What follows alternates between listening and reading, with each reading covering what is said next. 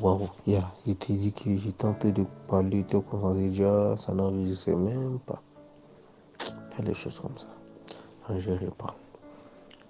Ça faisait 2 ans ou bien 2 ans et demi en arrière où mes épaules ont commencé à tourner bizarrement, je ne sais même pas. Tu vois, non? C'était d'abord le côté gauche qui bougeait, qui tournait à l'intérieur. Et ensuite, le côté droit, c'est comme si mes 2 épaules là, côté droit, côté gauche, ça tournait. Mais quand ça tourne, je dois mettre la main dans mon laisselle là et puis appuyer en fait à l'intérieur pour que en fait l'épaule là puisse se replacer. C'était vraiment douloureux et puis désagréable quoi. C'est vraiment douloureux, tu vois. Donc cette année là, l'épaule gauche a arrêté de tourner, mais l'épaule droit en fait là, ça a commencé à s'intensifier. C'est là-bas en fait, ça a tourné à chaque moment. À chaque fois que je viens jouer, je faisais tout pour faire de mouvements brusques. Mais dès que je fais un mouvement brusque, la dernière fois même je suis venu, je suis rentré, hein, monsieur chopé tout. Dès que je suis rentré, même pas 2 minutes, on a commencé à jouer, même pas 2 minutes, maintenant, l'épaule a tourné. J'étais obligé de mettre le doigt à l'intérieur de mes aisselles pour essayer de replacer en fait l'épaule. Oh, vraiment douloureux. Donc, aujourd'hui pour la prière, j'ai expliqué en fait que mon épaule là me fatigue et tourne à chaque fois et tout.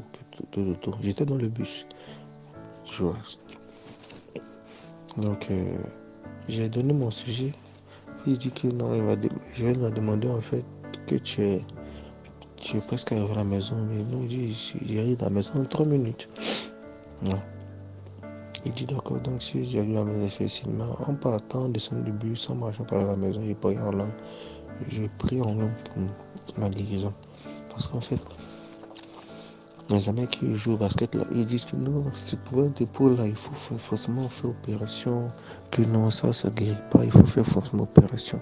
Je dis non, moi, il n'ai pas fait opération. Ah, mon papa God là, lui, les gens sont estropiés, ils n'ont plus de pieds. Il prie pour eux, il impose les mains, puis il la repousse. C'est pas mon épaule qui n'est pas coupée qui va dire qu'ils vont ouvrir pour essayer de coller ça. Papa God lui-même va coudre ça spirituellement, il va coudre ça miraculeusement. Donc j'ai commencé à prier en langue, j'ai prié en langue, j'ai prié en langue avec foi pour que ma guérison soit palpable, soit vraie. Donc je suis rentré à la maison et puis moi j'ai commencé à m'étirer.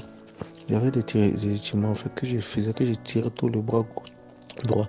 Je sentais fait de la douleur. Mais aujourd'hui là, j'ai tiré ma main vers le haut, vers la gauche. Je tibie même, je prends ma main, je tourne derrière mon dos, je tire. Je sens aucune douleur. Je dis waouh, gloire à Dieu.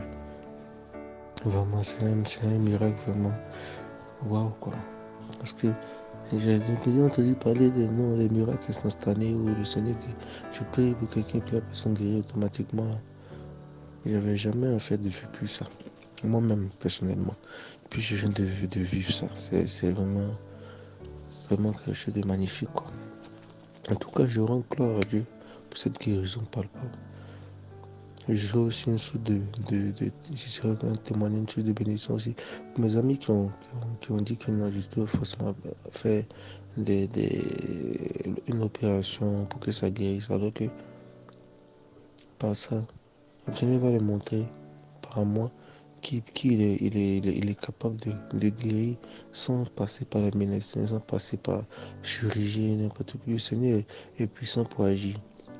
Si nous confions en lui, si nous nous mettons dessus, nous croyons en lui, sur l'œuvre qu'il a achevée à la croix. Il peut tout.